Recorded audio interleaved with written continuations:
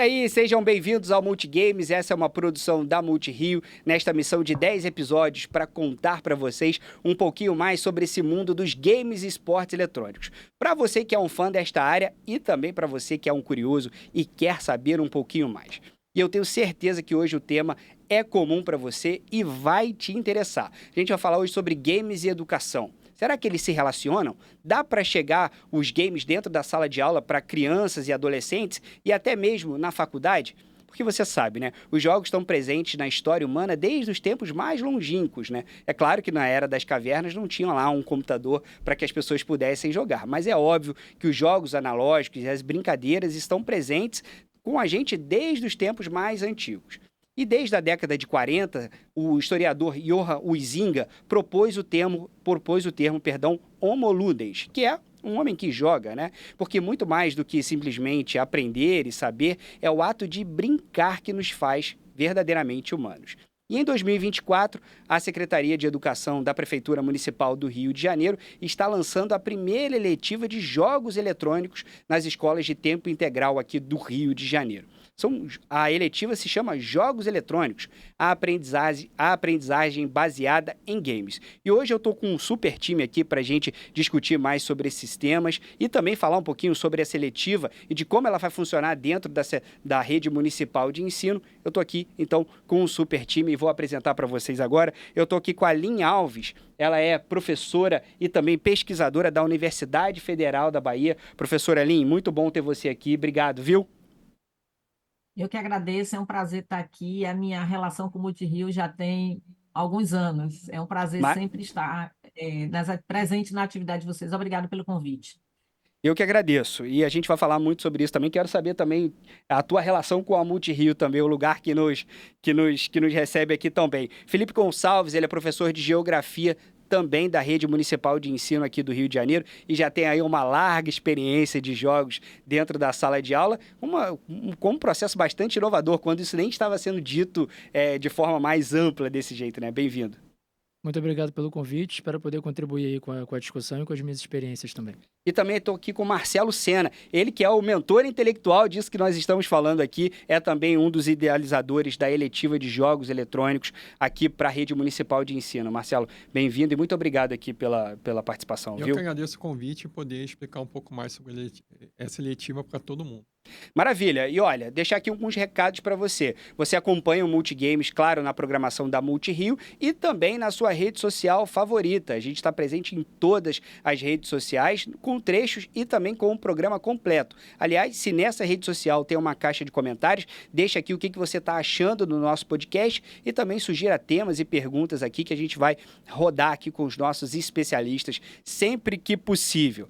E eu quero começar aqui o nosso papo com uma pergunta bastante provocativa. E aí, quem se sentir mais à vontade para começar o papo aqui, eu vou deixar rolar. Por que os games são tão atraentes? Quem me responde essa pergunta? Bom, acredito que hoje em dia, muito pelo avanço da tecnologia, a qualidade gráfica, a qualidade de som e também a acessibilidade, tanto de você conseguir desenvolver um jogo que tem uma jogabilidade, né? Você dominar o jogo de uma maneira cada vez mais fácil, cada vez mais acessível. Aliado também à produção de conteúdo enorme que a gente tem dentro da área dos jogos eletrônicos, que envolve YouTube, TikTok, várias outras redes sociais que tem muito conteúdo ensinando a jogar, mostrando clipes de grandes jogadas, assim. Eu acredito que o atrativo venha muito disso hoje, né? Eu acho que vem no conjunto da obra, tanto o jogo, né, e todo o seu aspecto, digamos assim, sofisticado, né, na questão tecnológica, quanto também da produção de conteúdo que tem atraído muita gente. Eu tenho percebido que, assim, dos alunos, eles tanto gostam de jogar, quanto gostam de assistir alguém jogando, né? Tem sido algo que tem ganhado muito peso, nos últimos anos. Olha, mas eu sou da era do Atari. E no Atari, embora naquela época fosse realmente uma inovação tecnológica, os gráficos, quando a gente comparava principalmente com o cinema e com os recursos de efeitos especiais ali, não eram assim tão atrativos assim.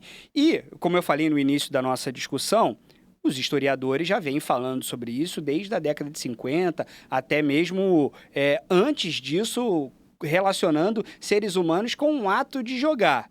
E aí eu também quero te ouvir, professora Lin. Por que os games são tão atraentes? porque eles são interativos, porque é possível você imergir em diferentes mundos e você experienciar sensação de conquista, de descobrir mundos, de você estabelecer relação com diferentes narrativas. Então, tudo isso faz com que os jogos digitais eles sejam tão atraentes, né?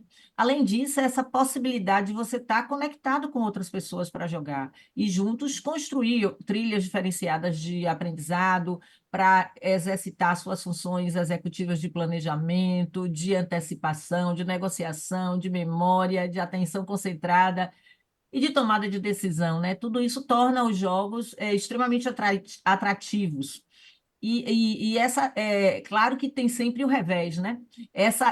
Todo esse potencial pode levar a gente a ficar compulsivo, a só querer Sim. viver imerso nesse universo. É o meu caso. Eu tenho que controlar a minha compulsão, porque você consegue se muitas vezes imergir nesse mundo, se desconectar do seu contexto real e fica tão fascinado e engajado nisso que pode levar a esse comportamento que tem um aspecto negativo, que é da compulsão, né?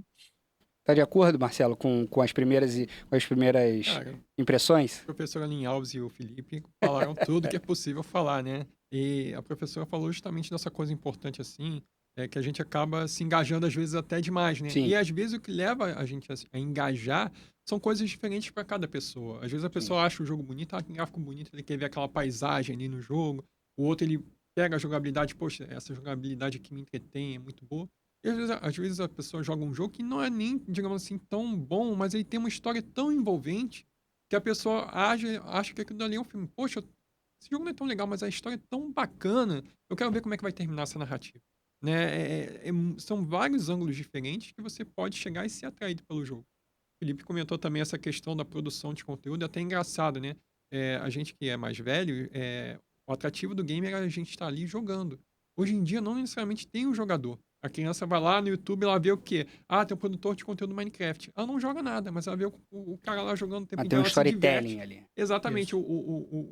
O criador de conteúdo, ele cria uma narrativa ali dentro daquele jogo. Às vezes, talvez uma narrativa diferente do que você espera normalmente, né? Uhum. E isso entretém a criança. Ela se sente atraída por aquilo. Entendeu? É muito bacana isso. Vocês sabem que a gente tem uma missão aqui que todas as vezes que a gente fala um termo que pode não ser assim de ideia geral, né, de Uhum. compreensão geral, o Marcelo citou o Minecraft. Minecraft, para quem não conhece, é um jogo de mundo aberto, né, que é um jogo que te permite fazer absolutamente tudo, né, por meio de podemos dizer assim, pixels, né? Você pode construir uma cidade, você pode construir uma infinidade de coisas, né? É até difícil conceituar o que é, de fato, o Minecraft, né? E alguns produtores de conteúdo fazem uma espécie de novela com relação a isso, né? Vai construindo uma cidade, e aí essa cidade tem a sua vivência própria, e aí vai se desenrolando uma história por ali, e esse é um dos grandes fenômenos dos streamers brasileiros aqui, principalmente para aqueles que atingem um público bastante jovem. É o caso, por exemplo, do Felipe Neto, né? Felipe Neto ficou bastante conhecido por essa saga de Minecraft também, entre outros aqui que eu poderia ficar enumerando aqui o dia inteiro, né? Enfim, então a gente já está até num segundo ponto, né? Quando a gente começa a nossa discussão aqui, por que games são tão atraentes? Não só, e aí a gente já saiu daqui com uma conclusão nova. Não só jogar, mas também de assistir alguém jogando. Parece estranho isso, mas eu adoro futebol. Mas eu também adoro ver que as pessoas estão jogando futebol, né? E para esse novo momento da indústria criativa, também os games acabam reproduzindo também esse interesse. Mas vamos falar um pouquinho aqui de sala de aula, porque eu estou aqui rodeado de pessoas especialistas e professores também em educação. E aí tem sempre essa questão, né, sobre... A professora Aline colocou sobre a compulsão, né? Tem sempre a questão da atenção e tudo mais. A gente tem muito hoje presente a discussão sobre as distrações dentro de sala de aula, né? Mas como é que os games e esportes eletrônicos, e aí extrapolando também para um conceito competitivo de esportes eletrônicos, como é que eles podem estar inseridos dentro do contexto escolar? E quais os benefícios que eles podem trazer para a gente? Então vamos lá. Em 2015, quando eu comecei a trabalhar, né, desenvolver mesmo a pesquisa na faculdade, o objetivo, na verdade, acima do objetivo, né, a justificativa para o uso do jogo era justamente essa questão da atenção, né, que o videogame ele chamaria muita atenção do aluno para ser um recurso a ser utilizado dentro da sala de aula. Na questão do hiperfoco? Isso. Porque, assim, Vamos explicar um pouquinho o que é hiperfoco? seria mais ou menos o seguinte: o aluno ele fica muito entretido, por exemplo, com o celular. Na época, isso já era uma discussão. Então, ele fica tão entretido com aquilo que às vezes você está falando, às vezes você passa uma atividade e ele simplesmente está ignorando tudo que está acontecendo à volta dele. Você trazendo o videogame para a sala de aula, sendo que o videogame é uma ferramenta que tem essa questão do hiperfoco, automaticamente, assim, a ideia seria o quê? O aluno A captura agora da ele vai atenção. agora eu vou capturar a atenção do aluno. Eu ouvi uma definição sobre hiperfoco que eu acabo repetindo. Eu queria dar o crédito para a pessoa que me falou isso, eu acabo não lembrando. O hiperfoco nada mais eu não consigo fazer nada além disso aqui. Isso. Se eu estou jogando um jogo, e aí para quem jogou o jogo da cobrinha lá, que seja no Nokia, Snake. no Snake, né, no Nokia da década de 90, se eu me distraísse e olhasse para alguma coisa, eu morria no jogo. Então, o jogo, ele promove esse hiperfoco e, na realidade, um dos desafios do professor dentro de sala de aula é trazer esse foco pro que ele está expondo, né? E aí o game se transforma numa ferramenta, é isso? Exatamente, porque como, digamos assim, a gente pega essa ferramenta que muita gente acabava condenando, né? Dizendo assim, o videogame hoje em dia a resposta é rápida, o feedback, né, do videogame é muito rápido, né? Você aperta o botão, o boneco faz uma ação, né? Você é automático. Então, tudo isso, essa coisa de acelerar a vida e tal, gerava muita discussão com relação à atenção. Então, você trazendo para a sala de aula é o quê? Bom, agora a gente vai usar a nosso favor, né? A ideia, quando eu pensei, né, no videogame, foi muito para isso, né? Como que eu vou usar essa ferramenta de diversão, né? Especialmente no meu caso, que trabalho com jogos comerciais, que são aqueles jogos que a gente compra, né, em varejistas e também nas lojas online aí das fabricantes de console. Como é que a gente vai pegar isso e transformar isso numa ferramenta para a sala de aula para poder ensinar, no meu caso, né, geografia? Dá um exemplo prático pra gente. Primeiro, aproveitar o mundo aberto, onde você pode dirigir um carro, sair do carro, andar pela cidade, né, pilotar um helicóptero, um avião. Ele permite várias coisas. E você não necessariamente precisa estar atrelado a uma missão. Um jogo que você não está preso numa missão permite você explorar o mapa das mais variadas formas possíveis, onde você pode construir, inclusive, a sua própria narrativa dentro ali do mapa do jogo, né? Você pode, inclusive, criar uma história ali até para dentro da sala de aula. É possível, né? Como eu já vi alguns professores fazendo. Então, qual é a ideia? A gente aproveita esse mundo aberto, né? E aí, dentro da geografia, eu peguei o conceito de trabalho de campo, né? O que é o trabalho de campo? É quando a gente sai da faculdade, né? Vai visitar algum local, uma praia, ou um local assim mais longinho, com um assentamento rural, alguma coisa assim, né? E aí a gente vai estudar aquilo que a gente viu dentro da sala da faculdade, em loco, né? Lá, vendo a coisa acontecer. Então a ideia é que dentro do jogo a gente faça um trabalho de campo. E aí eu peço para eles observarem. Então a primeira coisa que eles observam é o quê? Que um trecho da cidade tem uma verticalidade, ou seja, tem prédios, e o resto não. Então eu falo, beleza, então nós vamos para lá. E aí a partir dali, quando a gente chega lá, aí eu intervenho e falo, aqui vamos começar. Isso aqui é um centro. O que é um centro de uma cidade? Por que é verticalizado? Por que aqui a gente tem uma grande circulação de carros e pessoas? Aí a gente vai partindo para os outros locais. Eu mostro uma área industrial, eu mostro uma área portuária. Então, na área portuária, eles veem um local um pouquinho mais sujo, com mais caminhões, com um aspecto diferente daquele do centro da cidade. Entendeu? Não tem tanta circulação de carro. Te dá a oportunidade de você estar em vários mundos diferentes. Você falou aí o centro, a questão industrial, que levaria tempo para que você levasse essas pessoas até lá, esses alunos até lá, mas ali você tem uma oportunidade de se relacionar com vários ambientes rapidamente. Sim, numa boa. Funciona muito melhor do que você levar um PowerPoint com imagens da cidade, porque ele vai estar circulando, ele vai estar vendo que todas essas ferramentas, todas essas formas urbanas, elas estão presentes dentro de uma mesma cidade, que é o que ele vai conseguir ver também quando ele andar. Até para estimular o aluno a, tipo, quando ele andar, ele não andar de cabeça baixa. Ele levantar a cabeça e ver o que está em volta dele. E às vezes o aluno chega e fala, poxa, eu fui no lugar que tinha prédios assim também. Entendeu? Mas não era o centro do Rio. Aí a gente fala sobre subcentro. Às vezes até o aluno já vai colaborando dentro daquilo que ele vê na paisagem, que ele pode ter experienciado também no dia a dia dele. Professor Aline, de que maneira os games e esportes eletrônicos podem se relacionar dentro de sala de aula, na sua visão?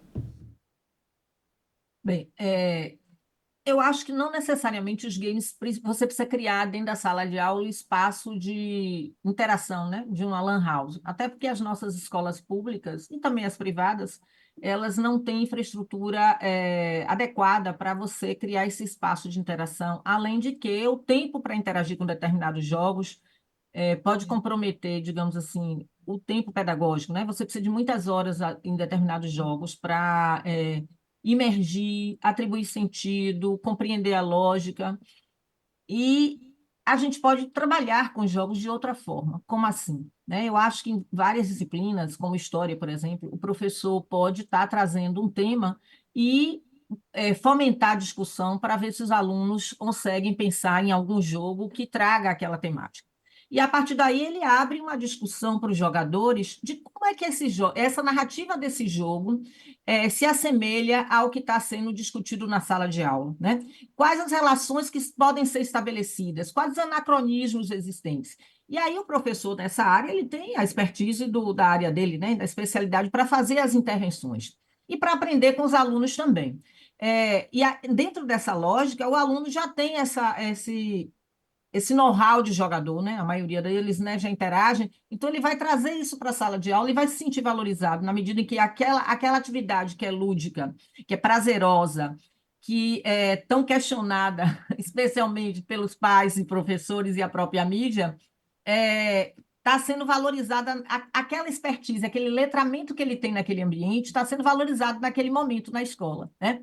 Então, isso é uma forma de você trabalhar e de você não deixar o professor com receio de não poder acompanhar a dinâmica mediada pelos jogos. Essa é uma forma.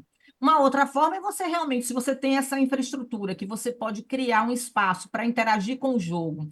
E aí o jogo pode ser usado de diferentes formas. Eu posso usar o jogo, escolher um jogo que trabalhe as questões ambientais para fomentar a discussão, para iniciar a discussão sobre as mudanças climáticas. Ou eu posso usar este jogo depois que eu der essa aula para poder fazer essas relações. Eu posso também criar um espaço para que os alunos desenvolvam jogos. Como, se você falou que tem problema de infraestrutura, eles podem desenvolver jogos analógicos. Né? Então, existem diferentes formas da gente interagir com a mediação dos jogos, seja a mediação direta, seja a mediação a partir das narrativas, e juntos você está construindo narrativas transmediáticas a partir daquela narrativa do jogo, seja através do espaço de criação de jogos, né? Eles podem estar interagindo. Então, eu penso dessa forma. A gente tem alguns jogos voltados para o ensino de história, e se tem uma área que eu acho que dá para você explorar bastante, porque a gente tem um grande universo de jogos que tem temas históricos, é exatamente essa disciplina. Né? Você pode estar trabalhando com as questões da física e da matemática, com jogos como Angry Birds, por exemplo, né? Que durante muito tempo você Exatamente. teve várias produções falando sobre a mediação desse jogo para o ensino da matemática, de alguns conceitos da física. E como foi dito aqui, o super poderoso e queridinho das crianças, que é o Minecraft e o Roblox também, né? Que é um espaço de criação de mundos abertos, né? Que se aproximam hoje dessa discussão do metaverso, já que você pode realizar ali diferentes atividades nessa hibridação entre o que acontece fora e dentro da tela. Então, nós tivemos um trabalho numa escola próxima à universidade, que era a Escola Municipal Roberto Santos, que a gente trabalhou bastante com o Minecraft. Né? Até porque a gente levou o nosso jogo, que era um jogo que trazia as questões que nós fizemos, né, sobre os personagens do folclore brasileiro e a proteção da floresta amazônica, e eu achava que era o melhor jogo que a comunidade tinha feito, e depois de jogar, as crianças perguntavam: que horas a gente vai jogar o Minecraft? E aí a gente teve que comprar as licenças, ajustar, adequar, né, para a infraestrutura que tinha. E aí a gente trabalhou com a questão do espaço, como ele estava falando da geografia, né, o espaço geográfico da escola, como é que eles iam construir, reproduzir o espaço da escola dentro do Minecraft, reproduzir as suas casas dentro do Minecraft. E aí você via uma série de questões que emergiam ali, desde as dificuldades de trabalhar em grupo, né, um com o outro, desde as dificuldades de respeitar a produção que um fazia no mundo, que o outro vinha de lá e destruía, né, e também o acolhimento e empatia daquele que teve a sua casa destruída ser acolhido pelo outro colega. Então, você tem questões para além de conceitos, para além de conteúdo, mas questões de ordem afetiva que vão emergir a partir da mediação dos jogos, né? Você trabalhar a questão da empatia, da cooperação, da colaboração. Então, tem uma série de formas para trabalhar. Na universidade, eu trabalho muito, esqueci o nome dele, desculpe, mas ele tinha falado sobre essa coisa dessa prática hoje que você tem, de muita gente que gosta de olhar o gameplay, né? De curtir outras pessoas jogando. E aí, eu uso muito dentro da sala lá na universidade, vídeos, os teasers de jogos, né? Especialmente os jogos que são indie, como Journey, por exemplo, né? Muita gente nem conhece essa outra vertente. Mas a partir daí você começa a pensar, pô, então o jogo não é só a coisa da batalha, não é só a guerra, não é só a luta, uma disputa acirrada para eu estar à frente de outros participantes, ou de conteúdos violentos, né, que é outra questão que é sempre recalcada, volta sempre quando a gente fala de jogos, especialmente na escola.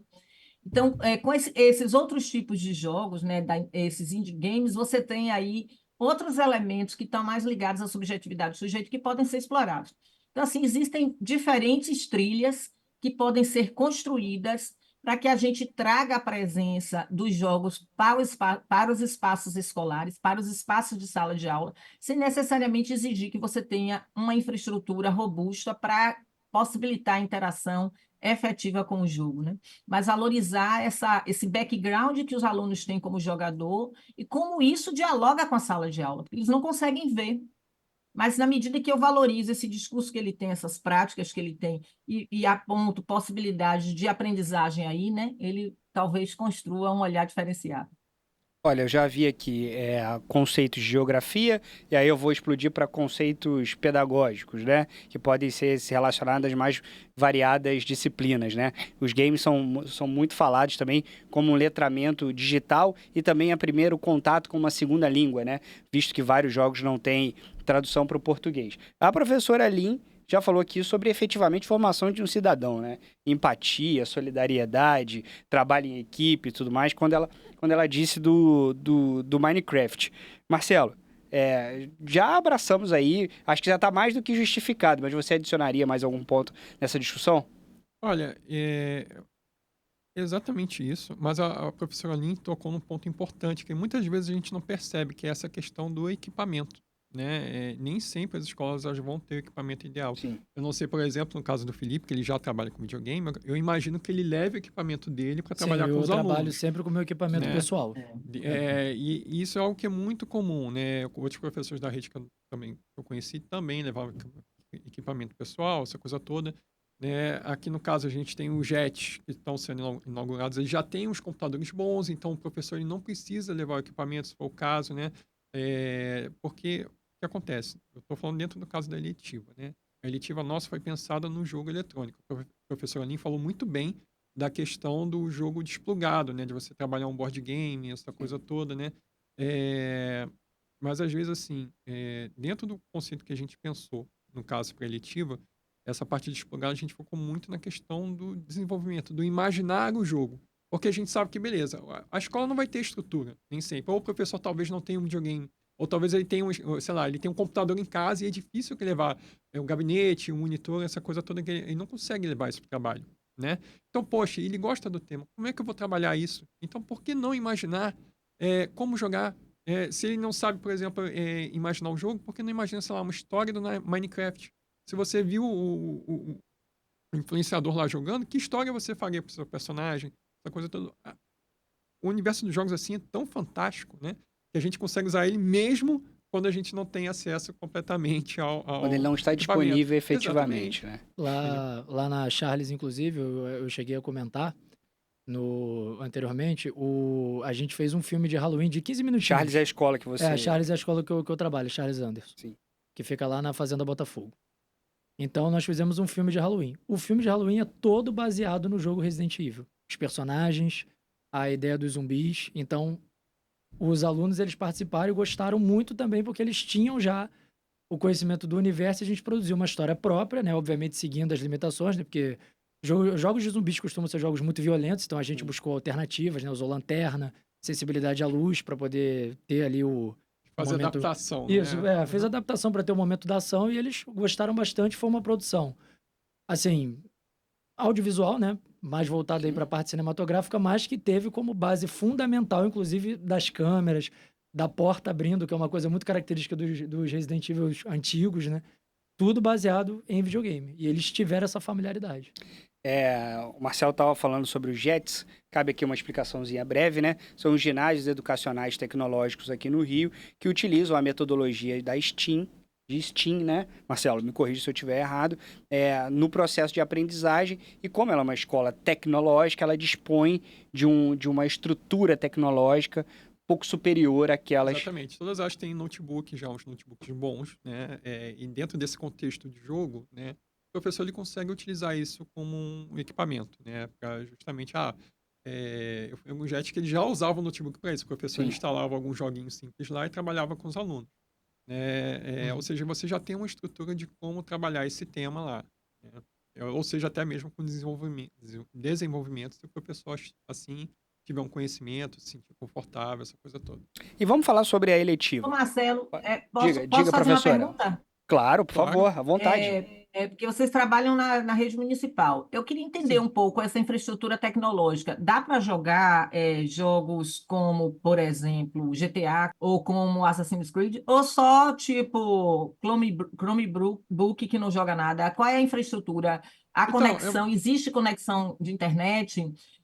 O pessoal da segurança libera para os jogos? Sabe por que eu estou perguntando isso, Marcelo? Porque até aqui na universidade é um parto, né? Você tem que ir para pedir para os meninos interagirem com os jogos, tem que mandar, solicitar, demora para instalar o Unity, é tudo uma dificuldade. Queria entender um pouquinho como é que está essa questão da infraestrutura técnica mesmo, para possibilitar de forma efetiva essa interação que vocês estão propondo, né, para essa disciplina, que eu achei ótimo, excelente, uma excelente iniciativa, acho que os alunos vão gostar bastante. Então, professora, geralmente como é que funciona, né? Os professores, eles quase sempre utilizam jogos de licença gratuita, né? É óbvio que você pode trabalhar com jogos comerciais com os notebooks. Os notebooks são novos, mas não são aquela coisa assim, um notebook gamer, né? Mas tem Sim. uma placa de vídeo que você consegue rodar esse material, né? Às vezes o que acontece, os professores eles pedem permissão para instalar esses softwares lá, né? E aí é concedida a permissão e eles trabalham com esse material lá, né? No caso, estou falando dos colégios, né? E tem funcionado bem. Dependendo, alguns professores solicitaram até para instalar a conta da Epic. Não sei se eu posso Sim. falar, né? Pode, claro, com vontade. Aí que é uma loja. Porque justamente sim, é tem uma os jogos desenvolvedora de gratuitos games. da Epic e tem alguns jogos que são mais... exigem um pouquinho mais, né? E Sim. eles rodam esses jogos nesses notebooks, né? Bom, Aliás, eu tive uma conversa ótima com o pessoal da Epic. Epic Games é uma das maiores desenvolvedoras de jogos do mundo, inclusive comprou uma empresa brasileira, a Aquiles, uma empresa do Rio Grande do Sul. Então tá dentro do mercado nacional, olhando para o Brasil como um dos seus mercados principais. E ele estava falando aqui, a gente estava falando sobre educação e tudo mais, ele falou sobre geografia. Eu, definitivamente, a maior parte das bandeiras que aprendi foi jogando Carmen Sandiego. O que eu aprendi com Carmen e eu com Sandiego, FIFA. caçando... Também, joguei muito FIFA. Caçando a Carmen Sandiego, é um jogo da década de 80 e 90, né? No final da década de 80, início da 90, acho que isso. todo mundo jogou onde está Carmen Sandiego, né? É, Quem não exatamente. jogou, e era criança, assim, a gente é um pouco mais velho, Mais né? experiente, né? Normalmente viu o desenho na televisão, que tinha um Sim, desenho tinha que desenho promovia o também. jogo, Sim, né? sim. E tinha essa pegada, tipo assim, onde está Carmen Sandiego? Os personagens passavam por várias localidades do mundo, essa coisa toda. Sim. Inclusive, eu joguei esse jogo no Mega Drive na Sim. época, né? A Tectoy localizou. E vinha um manual deste tamanho, que é uma espécie de enciclopédia geográfica, né? Então a gente jogava ali, apesar de estar traduzido, e você via as referências geográficas todas de manualzão grandão. Tipo assim, é uma experiência. Eu fico imaginando como é que seria jogar Carmen Sandiego hoje com o Google do lado, né? Porque naquela era muito difícil. Inclusive, tem um jogo da Rockstar, a mesma que faz o GTA, né? Que é Sim. o Bully. E o Bully, você frequentar... Esse jogo, inclusive, estava proibido no Brasil até pouco tempo. Esse jogo, você pode fazer aulas, né? As aulas de geografia são localizar as bandeiras. Aí a primeira parte é mais fácil, né? Que são as bandeiras do mundo, né? Dos países. Aí depois começa a ser as bandeiras dos Estados Americanos. Aí já fica mais complicado. Sim, e eu adorava jogar Carmen Sandiego, assim. Até hoje pesquiso na internet. Esses dias estava pesquisando, eu queria jogar de novo, como nostálgico, né? Eu sempre dou esse exemplo aqui no Multigames e fiquei com essa curiosidade de saber qual era a última versão. Esse sempre é citado quando falam de geografia. Sem Sempre, dúvida sempre. nenhuma. E é um exemplo de sucesso, né? De como a Sim. gente pode relacionar essa aprendizagem. E tu falou também do inglês, cara. Assim, eu não teria a facilidade que eu tive pra aprender se não fosse videogame. E principalmente naquela época que as traduções eram raríssimas, né? Na Exatamente. década de Hoje 90, em dia né? é o contrário, né? Hoje em dia o jogo que não sai traduzido, o pessoal fica chateado. É um mercado de 230 milhões Exatamente. É muito brasileiros, difícil. né? Hoje, quando o jogo sai, pelo menos com legenda tem que ter, né? Sendo que já tá havendo um movimento bem forte para exigir dublagem quase sempre. Eu jogava aqueles jogos antigos, né? RPG, eu Sim. gostava muito de jogar RPG, né? Tipo, Ultima, Phantasy Star, essa coisa. Eu jogava com o dicionário do lado, né? Aí tinha a palavrinha lá, ia vendo, aí demorava um tempão, porque é muito texto, Sim. né? Uma narrativa complexa, É. né? A gente ia lá aos pouquinhos lá e ia aprendendo inglês, vendo no dicionário, essa coisa toda. Adorava É algo RPG. para memória, assim, né? Mas Isso. não é prático. Hoje em dia você tem o tradutor do Google ali, deve ser muito Exatamente. mais fácil. E o jogo ficar traduzido, fazendo- né? Que é o que acaba facilitando bastante. Com certeza. A gente está falando muito aqui sobre a eletiva, né? Até a professora perguntou sobre a estrutura dos colégios aqui no Rio de Janeiro. Vou adicionar também, professora, você falou sobre a capacidade tecnológica aqui da nossa rede municipal de ensino, mas o Rio de Janeiro também inaugurou, tive a felicidade de estar entre o time que idealizou isso, a primeira arena gamer pública do Brasil. A gente tem uma arena gamer aqui no Rio de Janeiro, já à disposição não só da rede municipal de ensino, como também de todo Carioca. Lá sim, computadores gamers, com estúdio de transmissão, com estúdio de podcast, com uma arquibancada, com um telão também. Enfim, também disponível a toda a rede municipal de ensino, que num momento que quiser fazer uma exposição com uma capacidade tecnológica um pouco maior, a gente aqui no Rio, na zona norte do Rio de Janeiro, na nave do conhecimento do Engenhão, disponibilizamos também a Arena Gamer. Aliás, como falei e repito, disponível a todo o Carioca.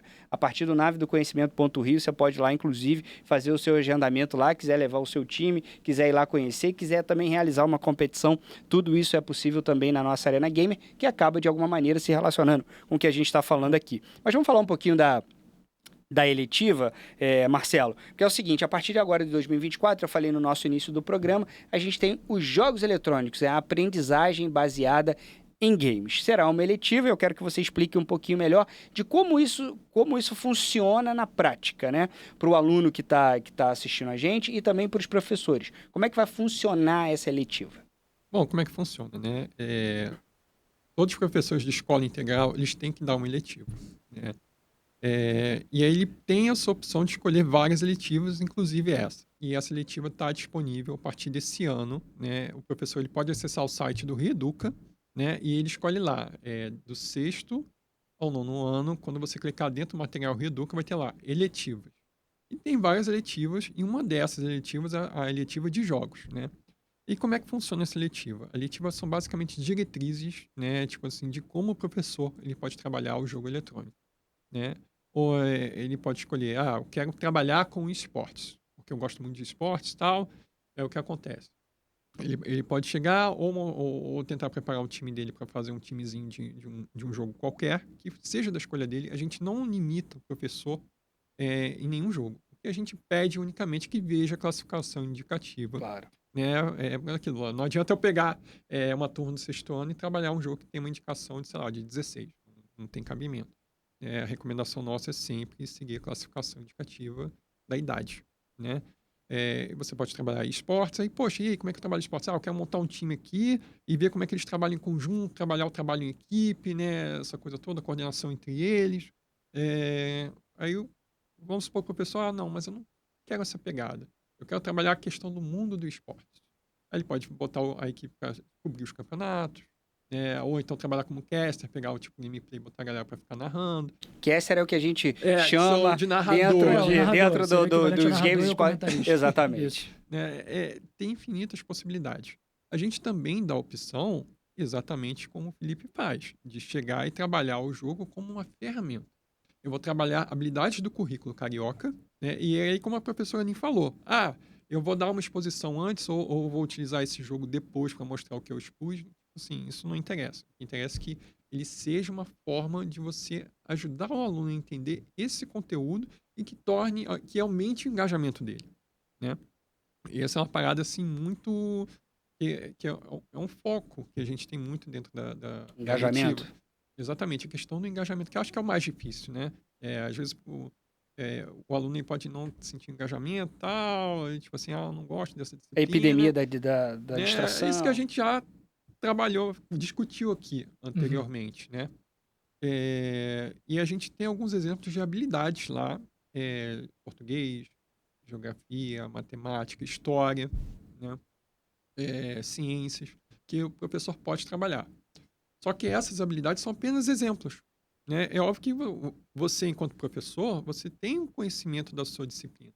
Mas você pode enxergar, tipo assim, cara, essa disciplina aqui talvez não seja tão legal. Mas tem uma que não está listada aqui, está dentro do currículo, que eu acho que funciona com determinado jogo. Eu sempre começo meu ano com o Street Fighter, né? E aí, geralmente no 8º ano, né? Que é mais adequado ao currículo, eu começo com o Street Fighter para mostrar o mapa, continentes, oceanos, países. Eu lembro que na hora de selecionar os personagens, Isso, o mapa exatamente. mundi, Aviãozinho, né? o mapa mundi, o O Street aviãozinho. Fighter 2, ele tem muitas versões, né? A versão do The New Challengers, ela tem o mapa... Meu único problema com o Street Fighter, e é uma discussão boa que a gente pode ter, é inclusive da importância de desenvolver jogos brasileiros, é a representação brasileira nesse game. Que é uma Que é um representação personagem- bastante estereotipada do Brasil. E que é um personagem que, na real, nem brasileiro é direito. Ele caiu aqui. O Blanca, Sim, ele não é pra brasileiro. quem não conhece, gente, o Blanca é um monstro. Verde, com cabelo laranja. Acho que vindo da que solta Amazônia, choque. né? Exatamente, que mostra Ele um pouco é do Brasil animalesco, né? Ele é americano e caiu na Amazônia. Se for pra ter uma representação bacana daqui, tem o Ed do Tekken, que Sim. é capoeirista, que é um grande personagem. Que é o personagem mais interessante do sim, jogo. Sem dúvida. Eu acho que ele é o grande personagem brasileiro dos jogos de luta e talvez até dos jogos E agora em geral, vai sair uma nova versão agora, ele vai estar remasterizado. Isso, exatamente. Então, assim, o Street Fighter ele acaba sendo interessante porque ele engloba geografia, porque eu peço para eu chamo 2 alunos para jogarem um contra o outro. Então aí entra o aspecto do esporte. Por quê? Eles estão se enfrentando e os alunos ficam naquela, vai lá, pula, faz não sei o quê. E aí já fica todo mundo interessado. E aí eu pego um grupo de alunos para observar, eu falo, não preste atenção na luta, observa a paisagem que eles estão jogando. Sim. E aí a gente monta ali um mini campeonatozinho com... Que cada um desses, ele tem a casa que ele tá com elementos de cada país, Exatamente. né? Então, O Honda, então, era super tinha localizado. aquela né? bandeira do sol nascente, aquela casa de Sim. banho, né? Que era uma coisa que remete ao sumô. A Kemi tem um detalhe interessante, que é a personagem que eu jogo, que o castelo dela é um castelo alemão, mas a localidade no jogo é na Inglaterra, que é a origem, né? Que é Sim. o país de origem dela. Então eles vão percebendo essas paisagens. No fim a gente faz um outro jogo, que é para eles adivinharem de qual país é o cenário, baseado naquilo que ele tá vendo. Por exemplo, o cara vê ali os elefantes, ele pode associar com a Índia, não sei, que é o cenário do Dalsin, né? Que é o personagem que se estica, né? Que é da Índia. Aí eles ficam surpresos de saber que existe, sim, aquela estátua do cenário do Sagat, lá na Tailândia, né? Não é tão grande quanto o do cenário do Sagat, mas que existe. Então, é interessante porque, assim, trabalha tudo isso, né? Eles veem como que o jogo é conteúdo ao mesmo tempo que tem a questão do esporte, sempre tem um aluno, assim, mais, digamos assim, desavergonhado, né? Que gosta de ficar comentando, falando, lá, olha aí o que ele tá fazendo. Aí virou o caster. Exatamente, ele virou caster. O Marcelo ia complementar. E, ó, e te falar, dá muito resultado. Eu lembro que o professor de história, um amigo meu que também gosta muito de videogame, que é o Carlos, ele falava assim, cara, eu fui dar aula sobre a Europa e os alunos sabiam todos os continentes. Como é que tu conseguiu? Eu falei, com Street Fighter. Mostra o resultado efetivo de como a gente conecta o mundo que o aluno está vivendo fora da sala de aula, né? Porque quando ele sair da escola, ele vai se relacionar com esses games que fazem parte geracionalmente da geração Z, né? Que é a geração que está dentro da sala de aula. E a ironia agora. disso tudo é que, assim, essa é a minha aula mais informal, se comparar das outras. Era que eu menos levava fé que fosse dar certo e deu super certo. Marcelo ia adicionar? Aí tem essa questão do esportes, né? Que você tem vários segmentos dentro do esportes, né? O caster, você tem os jogadores, você tem o coach do time, né? O estrategista lá que tem bola, estratégia, né? Então a gente dá a oportunidade de trabalhar isso tudo. Até ele conhecer outras áreas, que é dependendo, tipo assim, poxa, eu gosto de jogo, mas sei lá, eu não tenho afinidade, eu não sou um bom jogador, ou não sou um bom programador, não tenho muito bom de matemática e tal. Ele pode ver esses outros norteadores para ele, assim, poxa, que legal, mas eu sou bom em escrever texto. Posso ser o roteirista. O roteirista do jogo. Apresentar possibilidades. N possibilidades, dentro daquela vertente ali, né? E também a gente trabalha a questão da indústria, né? E como é que é essa questão da indústria, né? E saber como é que o jogo é feito, né? Como é que ele pode trabalhar esse jogo. Tem a questão do design do jogo, que a gente falou aqui, a professora Aline até mencionou do GDD, né, que é o Game Design Document, para eles criarem um documento de como seria o jogo, a jogabilidade, essa coisa toda. Eles sabem que, tipo assim, o jogo é feito pelo quê? Tem um programador, você tem um artista 3D, você tem um artista 2D, você tem o level designer, né? Dependendo, tipo assim, o cara não é um programador, mas ele tem umas ideias muito mirabolantes, assim, para fazer um negócio engajante. Tem o roteirista, que você mencionou, Sim. o cara escreve uma narrativa muito boa, às vezes o jogo não é tão legal, mas a narrativa Que é te o que eu prende, adoro. né? E você Eu acho que é fica a ali querendo grande jogar. genialidade da coisa. Tem É. um tester também, que é É. uma parte que os alunos também se interessam, Sim. que é o cara que testa o jogo para ver os Que fica ali bugs. jogando, né? Que às vezes Isso. o aluno acha que vai ser divertido, mas não é tão divertido quanto parece, né? Porque você Não, fica nem ali pensar. A frustração, né? batendo na parede, saber se a colisão tá funcionando, se não tá. É uma das áreas que eu É. gosto também. Eu quero encontrar os erros aqui, né? Exatamente. A gente que gosta, né? Principalmente o cara que o termo speedrun, né? As pessoas que Sim. disputam, né? Pra ver quem Isso. zaga o jogo mais rápido, os caras eles ficam buscando isso pra tentar zagar o jogo o mais rápido Isso. possível, né? O speedrun tá até voltando aí, Mario, um monte de jogos aí das Sim, pessoas. e eles descobrem coisas. É. Hoje em dia tem muito jogo, os jogos indie, né? Muitos jogos indie já tem modo speedrun. O Katana Sim. Zero, por exemplo, que é um jogo bem legal, com uma parada meio neo-noir, assim, que trabalha muito os temas cyberpunk, ele tem um modo para speedrun, que ele corta todas as cenas do jogo e só tem as fases, que é para Sim. justamente os streams, né, que o pessoal que faz, para poder tentar bater o tempo do jogo. E é impressionante. Isso entra naquele papo que a gente falou, que é a questão do entretenimento. Ou seja, essa galera que joga, faz essa brincadeira, tipo assim, vamos zerar mais rápido, vira entretenimento. Muita gente assiste, talvez o cara nem jogue, Sim. mas ele vê, poxa, esse jogo, eu vi o meu irmão jogando, ou então eu tentei jogar. É muito difícil. E esses caras fazem isso com uma facilidade. A pessoa fica engajada, pô, como é que esse cara consegue fazer isso? Como é que esse jogo parece ser tão bom pra mim, mas aí tem um monte de bug aqui, um monte de erro e tal. E a pessoa vai se engajando com E essas você- Ou coisas. simplesmente, eu acho que eu sei um caminho melhor que o dele. Sim. Também pode E acontecer. você sabe, Marcelo e Felipe, o que era a profissão de, quero ser DJ, quero ser jogador de futebol. O que eu ouço de crianças e adolescentes hoje dizendo, quero ser youtuber, quero ser streamer, é uma enormidade. Eu não sei se é porque eu tô dentro dessa indústria, e pode ser um pouquinho, mas também nem sempre o cara quer ser o jogador, ele quer ser o artista daquele espetáculo, né? Ser o streamer e coisa do tipo. Professora Lin, eu quero trazer aqui um desafio para você, né? A gente está falando aqui sobre a eletiva, né? Sobre a possibilidade de o professor ter essa possibilidade dentro de sala de aula, mas ainda há uma diferença geracional, né? De uma geração que pegou a grande popularização dos games e consoles, que hoje são os professores, né? Com 30, 40 anos, mas essa não é uma regra. E para aqueles professores em que esse é um tema muito distante, de que maneira a gente pode fazer para atrair e que eles possam utilizar também essa ferramenta dentro de sala de aula? Como é que a gente tira essa barreira? Eu acho que não tira. Mas a gente pode Boa criar um resposta. espaço para que eles interajam com o jogo. Né? Então, a gente faz isso, né? Nos processos formativos que a gente faz aqui para professores, a gente bota os professores para jogarem e para eles refletirem sobre o jogo, né? E refletir de diferentes aspectos, não só os aspectos técnicos, mas os aspectos pedagógicos, aspectos estéticos, para que ele possa ir atribuindo sentido e aí ele tem o insight de como é que ele pode utilizar isso em sala de aula. Como eu falei, a gente tem uma geração, tem dados já que dizem que a minha geração é uma geração de senhoras que jogam bastante jogos casuais. Né? Então, alguns professores da nossa rede, eles já interagem com jogos casuais, mas eles não sabem como é que ele poderia levar o jogo para a sala. Então, Mas, professora, posso fazer uma provocação? Caminho que eu acho que... Deixa eu fazer uma provocação nisso que você falou. Pelo seguinte, mas eles se reconhecem mesmo, jogadores? Eu dei aqui um exemplo exato, porque é isso que eu quero trazer. Porque eu dei um exemplo aqui, que é o seguinte, meu pai, ele passa algumas horas do dia, pelo menos uma hora do dia dele, jogando Free Cell, que é um jogo que já vinha instalado em todos os computadores, desde dos microcomputadores, quando os computadores pessoais foram popularizados. E ele passa um tempo considerável jogando aquilo ali, que é um jogo eletrônico. Ou seja, ele também é um gamer. Eu um dia perguntei para ele assim, pai, você se acha gamer? Ele, não jogo nada.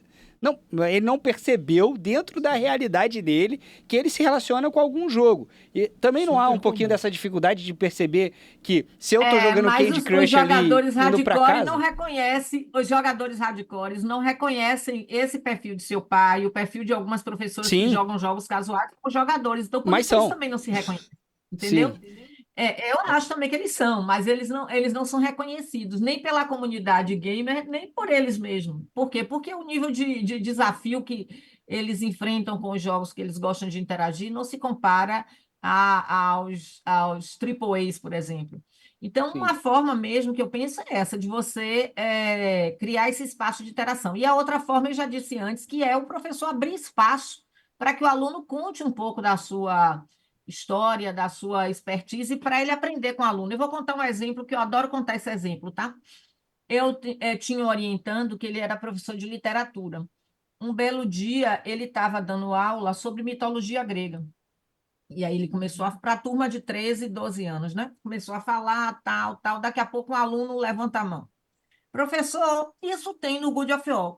Naquele momento, aqueles meninos eram jogadores e começaram a se manifestar. E aí ele perguntou: e o que que tem de diferente do que eu estou dizendo aqui e aparece na narrativa do jogo?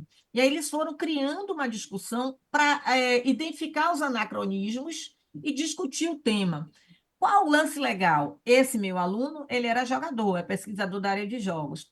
Então, ele não teve dificuldade de fazer, de valorizar essa intervenção e fazer a integração ali naquele momento, né? Nesse momento, você está trabalhando com jogos na sala de aula.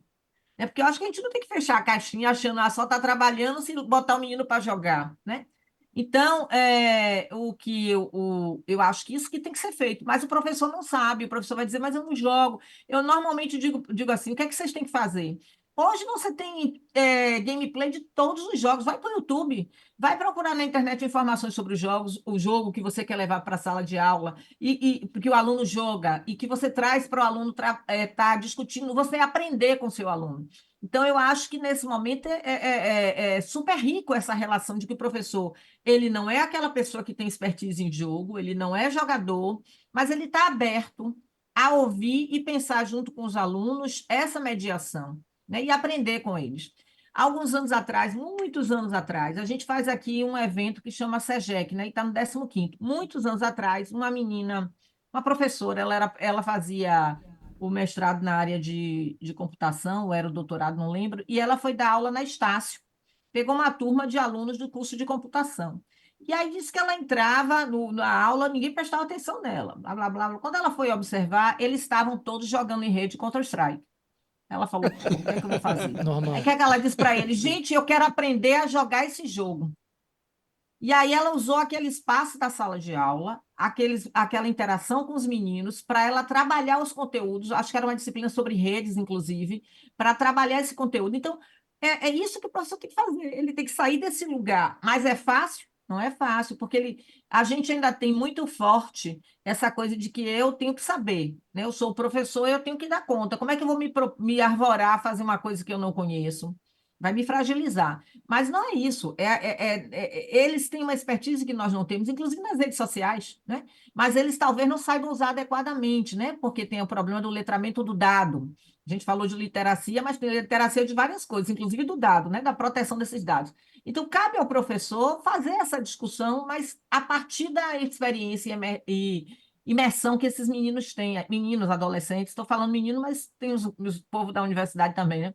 Então, esse é o grande desafio. Eu vou lhe falar, viu? Eu trabalho com jogos e educação há mais de 20 anos. E é um grande desafio. Grande. Por quê? Porque o professor realmente tem dificuldade. Vou contar uma historinha só para acabar de falar aqui, e senão eu fico falando, né? Como eu falei, a gente tem uma história de desenvolvimento de 13 jogos. Alguns anos atrás, aqui na Bahia, foi orientado que o currículo ia ter a obrigatoriedade de estudar os conceitos da cultura afrodescendente. E nesse caso, a gente resolveu fazer um jogo sobre Búzios, Ecos da Liberdade, achando, né, que os professores sabiam sobre essa revolta dos Búzios, etc. e tal, e fizemos esse jogo. E era um jogo Adventure. Como eu tinha trabalhado muitos anos na prefeitura, na rede municipal, quando eu cheguei e eu acompanho, né, o processo formativo, Aí alguns deles tinham sido meus alunos na graduação. Aí disseram assim para mim, Linha, a gente vai ensinar você como ensinar a gente a jogar. Primeira coisa, explicar o que é a revolta de Búzios.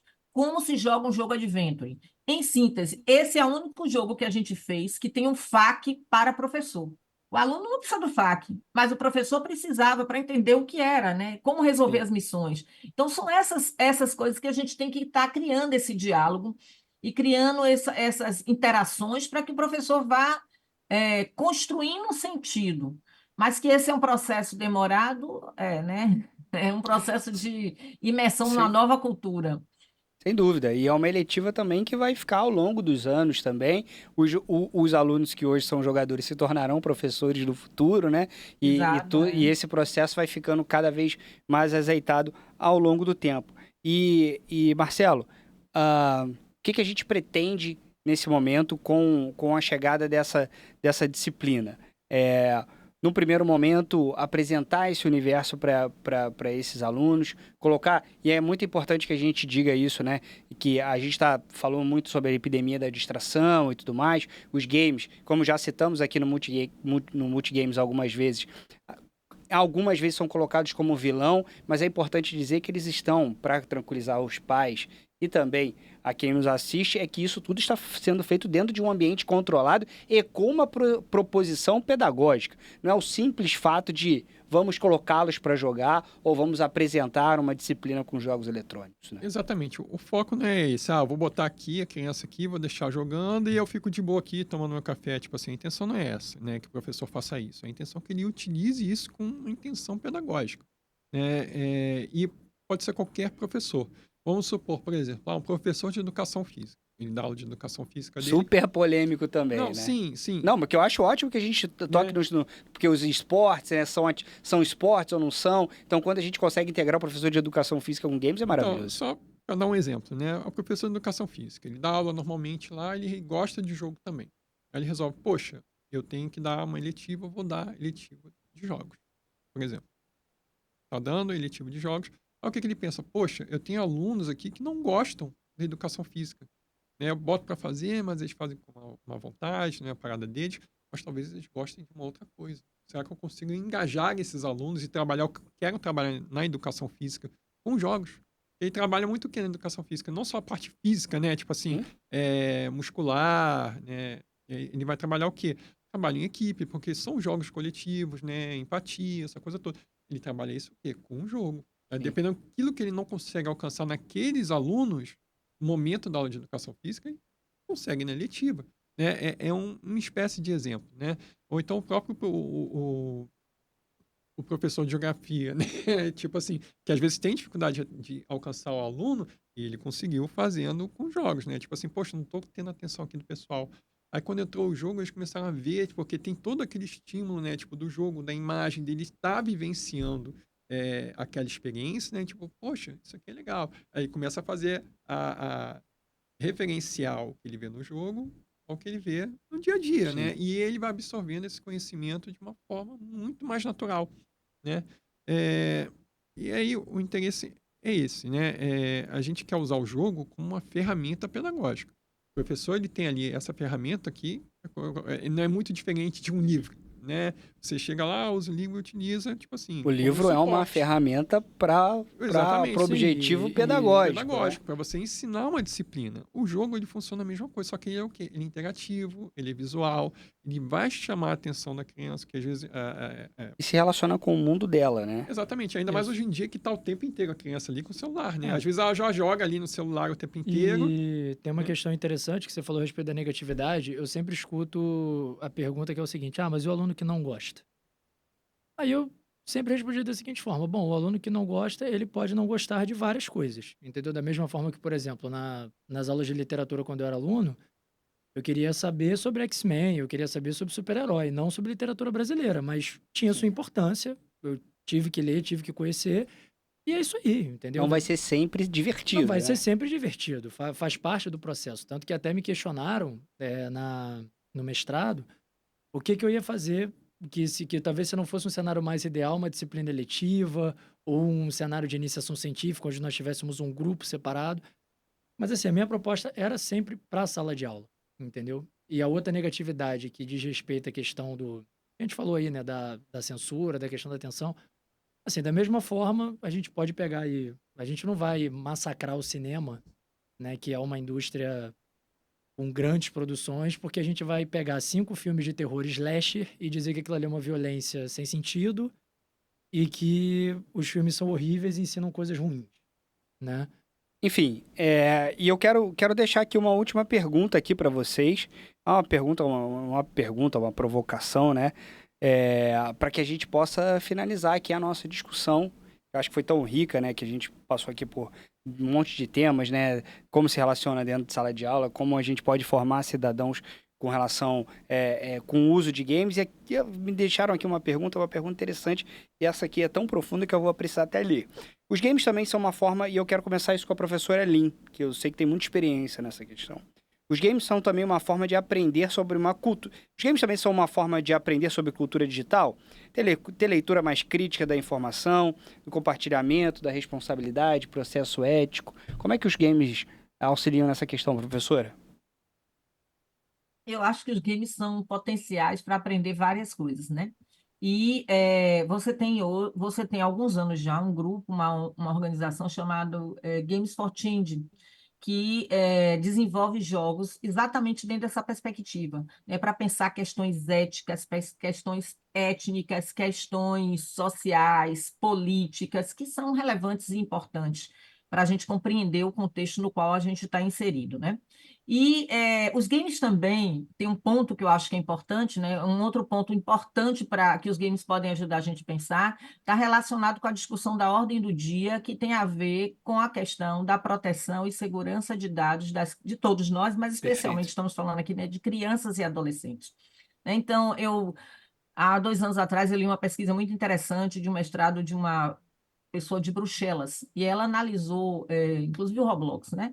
E analisou 3 jogos para verificar o nível de segurança que eles ofereciam para as crianças e adolescentes, né? E tem uma outra pesquisa, eu posso passar até depois, mais recente do ano passado, onde você vê, essa análise foi feita e você vê a fragilidade desses jogos que as nossas crianças interagem, que gostam tanto, no sentido de protegê-los, né? Proteger seus dados e garantir a sua segurança.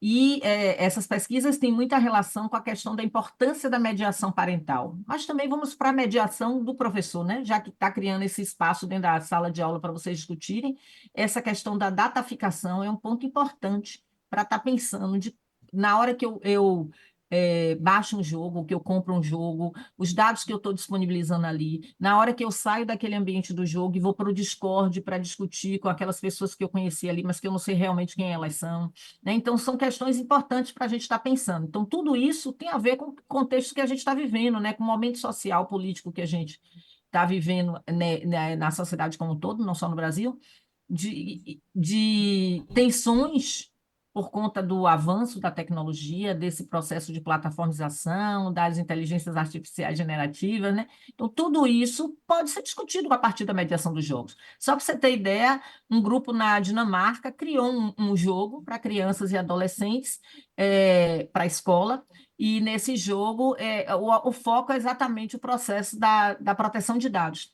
Bem interessante. Infelizmente, ele só está disponível na língua nativa deles em inglês. E aí, paralelo ao jogo, eles criaram, né, orientações pedagógicas. É meio chatinha, monótono nas orientações, tipo, são PDFs de PowerPoint, mas já é interessante para você levar essa discussão para a sala de aula. Então, eu acho que o jogo, alguns jogos permitem, possibilitam uma discussão ampla, né? Afinal de contas, quando você começou falando de Huizinga, né? Vamos terminar com ele. Quando ele diz que o jogo é um fenômeno cultural, é exatamente isso, gente. O jogo, seja ele analógico ou digital, ele representa, ele ressignifica a cultura. E isso aparece de diferentes formas nas narrativas.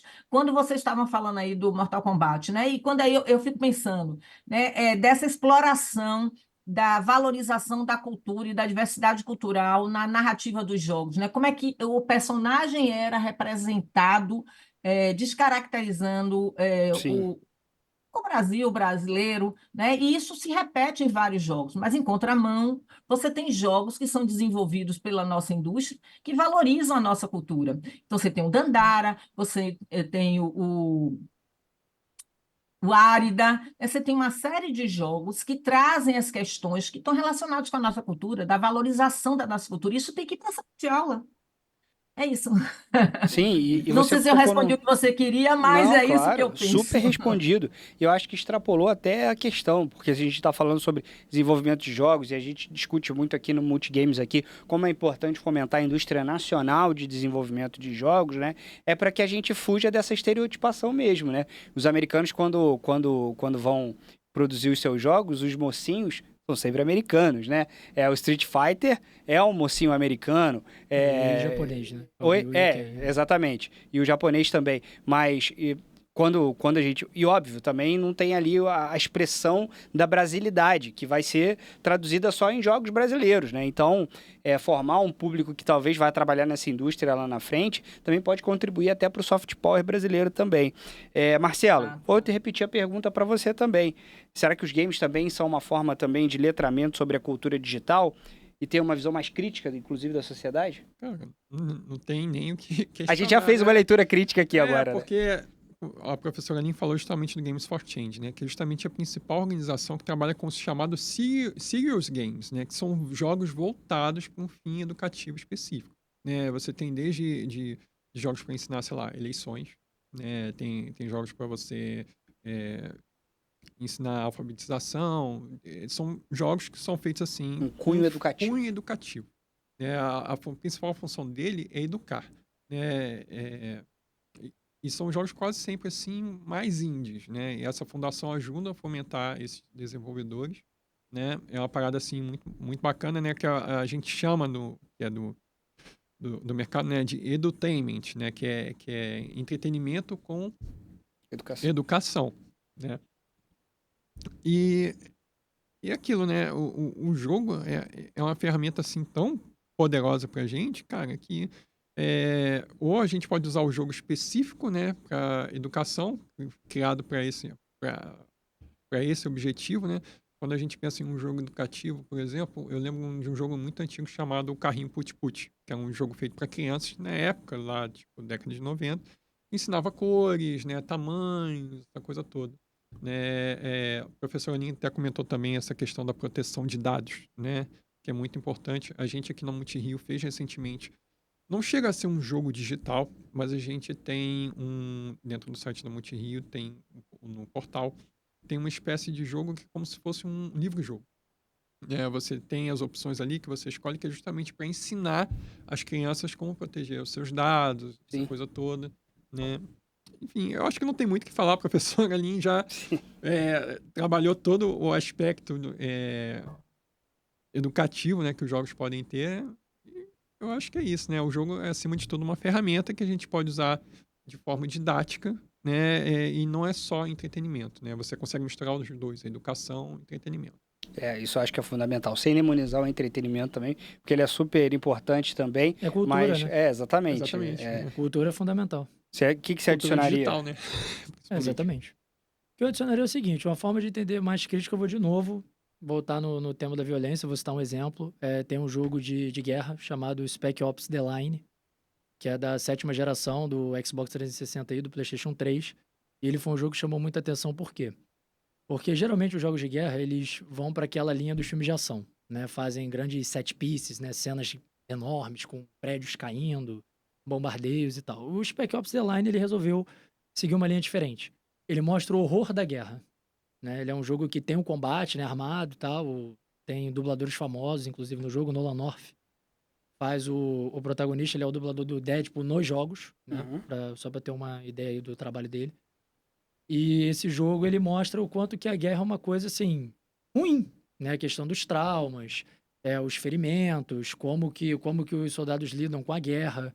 Mostra um pouco também, tipo, o outro lado também tá lutando, o outro lado também tem família, entendeu? Então, acho que há uma grande possibilidade de você pensar. Muita gente associou, né? Hoje em dia, acho que é mais difícil, mas videogame e pessoas violentas, né? E geralmente os estudos, eles mostram o contrário, que a pessoa que tem contato com o jogo que tem uma carga de violência, de alguma forma aquilo ali tem um significado narrativo, ela vai perceber a gravidade daquela situação, tipo, nossa, olha o que o cara teve que passar, né? O BioShock Infinite, que é um jogo de tiro em primeira pessoa, mostra muito isso da questão do pai e da filha, né? Que a sua filha, ela te ajuda durante o jogo, mas você simplesmente não pode ficar com ela no final, assim, é um drama.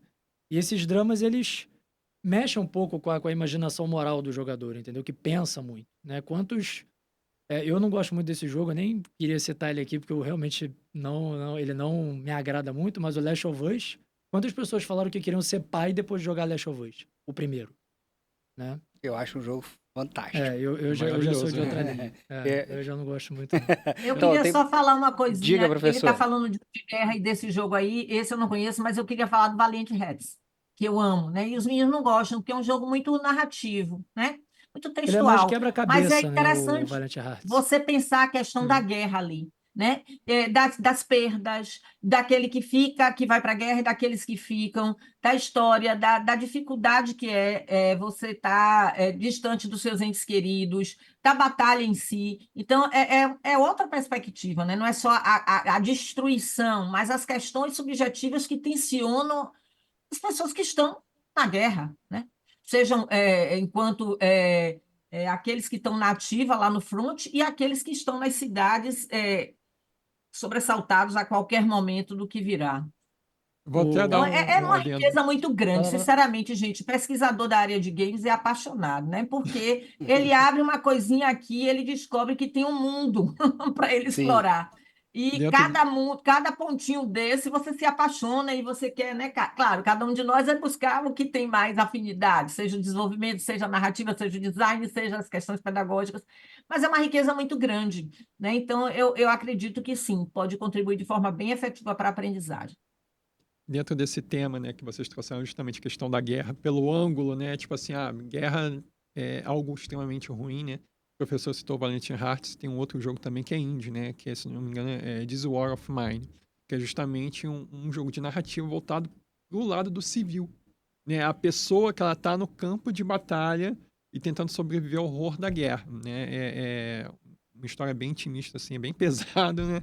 Mas ele pega justamente essa pegada, assim, meio que tem um pouco de cada, né? Tipo, do lutador, do sobrevivente, essa coisa toda. Até que ela falou do Valiant Hearts, as cartas do jogo são reais. Assim, Foram cartas que soldados e familiares enviaram uns para os outros durante a guerra, que é o que foi o detalhe mora, assim, que trouxe muita atenção para o jogo. Sim. E a gente está falando muito aqui, a gente acabou esse terço final falando sobre questões de guerra e tudo mais, mas é importante dizer que os games têm faixas etárias, né? Sim. A gente vai colocar dentro Como do filme, como contexto. tudo, Exatamente. classificação etária, A acima de classificação tudo. exatamente. Essa é a linha zero, né? Não dá para Isso. apresentar um conteúdo de faixa etária distinta para um aluno que não está enquadrado dentro daquela faixa Sim. etária. A gente sempre fala muito sobre games, violência e tudo mais, mas, obviamente, os games não versam só sobre esse tema também. A professora Lin falou sobre a pauta do dia, eu adicionaria a lei do cyberbullying, que foi aprovada no Brasil agora e que atinge positivamente, né, os games.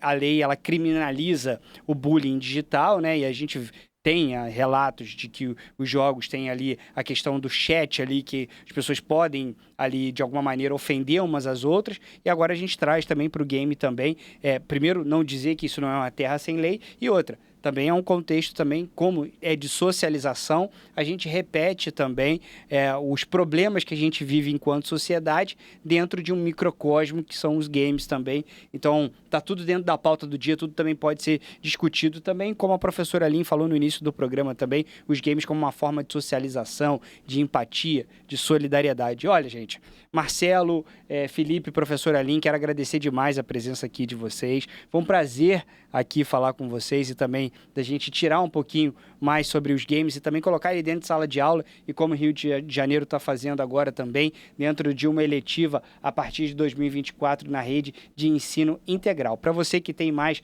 que quer saber mais, professor e também pai e aluno também que quer saber um pouquinho mais sobre a disciplina, acesse o site Rio Educa e lá tem toda... Material Rio Educa. Aí tem lá o professor, no caso, ele vai entrar com o login dele lá, que É um espaço matrícula. fechado. Isso, Perfeito. exatamente. Aí vai ter todos os anos do currículo escolar lá. Ele vai ver do 6º ano ao 9º e entra dentro da abinha do material Reeduca e tem lá, eletivo. E é só ele escolher eletiva lá. E vai ter o PDF, tem um PDF de atividades também que a gente fez, né, para ele ter uma noção de como utilizar pedagogicamente um jogo, né, um exemplo para ele ali. E tem também um vídeo explicando um pouco como é que é esse eletivo. Maravilha. E eu, inclusive, fico muito honrado de ter feito parte também da criação dessa eletiva. Sou coordenador de Games e Esportes Eletrônicos aqui também da Prefeitura do Rio de Janeiro e também apresentador aqui do Multigames, essa produção da Multirio que tem aí esse poder enorme de desmistificar um pouquinho sobre a indústria dos games e também dos esportes eletrônicos. E olha, como eu falei aqui no início do programa, para você que quer acompanhar mais o Multigames, não só na programação da Multirio, mas a gente também está presente em todas as redes sociais. Você pode também deixar o seu comentário, a sua sugestão e também a sua pergunta para que a gente possa aqui debater nos próximos programas. Te convido a conhecer outros episódios do Multigames também. Falamos sobre games e educação também num episódio grande também. Falamos sobre games e esportes eletrônicos. Será que isso vai se transformar num esporte olímpico no futuro? Sobre a indústria nacional dos games, eu tenho certeza que se você é um fã dessa área ou um curioso nela, tem muito assunto para você maratonar aqui no Multigames. Mais uma vez, eu quero agradecer a presença de todos vocês aqui. A gente vai ficando por aqui. Eu vejo você em uma outra oportunidade. Um grande abraço e até lá!